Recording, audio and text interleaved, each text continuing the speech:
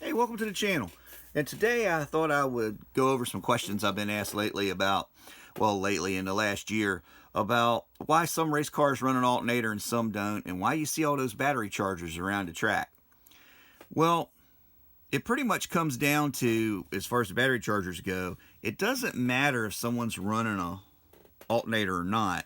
They still need to charge your battery up between rounds, especially on drag cars, because most people have an electric water, either have an electric water pump or they have a regular water pump with an electric motor attached to it so that they can keep the water system flowing and cool the car down between rounds. And I spoke about that in one of the previous videos there back in the last, somewhere in the last 2 years, about how you can put electric driven accessories to help you between rounds. But there's several reasons why people do not run an alternator. Some are worried about the parasitic drag costing them horsepower. Some are worried about the belt flying off. Some just don't want the weight of that extra device on the car. They're going for every last bit of weight savings they can get. It cuts down on your maintenance. It's one less part to break throughout the evening. That sort of thing. And all of those are valid points depending on how you're looking at the running of your car. I don't run one on the black car. That's the first car I've ever had that didn't have an alternator on it. I did it kind of just to see if it would help make a big difference. It didn't hurt it. It didn't improve it, I don't think. It did make it a little lighter by, 5-10 pounds, the weight of an alternator in a bracket. But it did make it to where I have to charge it up between rounds. Now, if you were to come and ask me, should you run an alternator on your race car, I would say yes.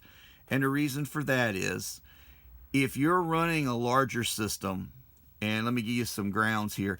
My car has an MSD 6A box, 6AL box. It's got an electric fuel pump. It's got an electric water pump. It's got 2 electric fans. And it's got a little bit of dash lighting and the required front and rear and side marker lights on it. That's all the electrical draw it has on it. I've got a Group 24 deep cycle marine battery. Use a deep cycle so it can take the constantly being discharged and charged and live longer than a regular battery would. I know lots of people that use regular batteries to do it, but I use the deep cycle and would recommend using the deep cycle. Whether you go AGM or lead acid, it doesn't matter. I would go deep cycle. Saves you money in the long run. Also cuts down the chance of a battery going bad at the track on you.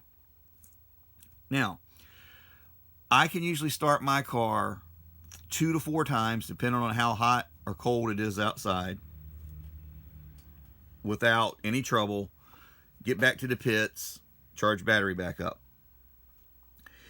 If you're running a larger system, that's when you get into data loggers and nitrous solenoids and bigger fuel pumps and multiple fuel pumps, and you got all these accessories running, trans brakes and timers and all this stuff. It's going to up your amp draw. So you want to give that car every chance it has of keeping its electrical system at peak performance, because if the electrical system starts to fade, it don't matter what else you've done, the car is going to fade. It's going to take you out for the day, or potentially take you out for the day. So that's all the reasons to run an alternator. In the end, it's your choice as a racer, as the builder, which way you want to deal with it.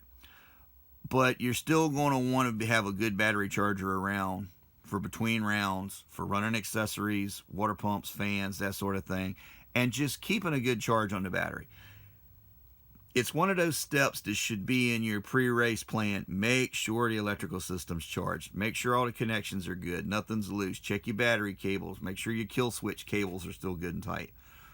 Just all kind of part of the program. Goes hand in hand. And that's my quick thoughts and opinions on, running an alternator versus not running an alternator, and why you see so many battery chargers. And to go hand in hand with that, you either need to have good shore power to plug into it to track, or have a good reliable generator to run that battery charger to charge that battery, rather or not you're running that alternator or not.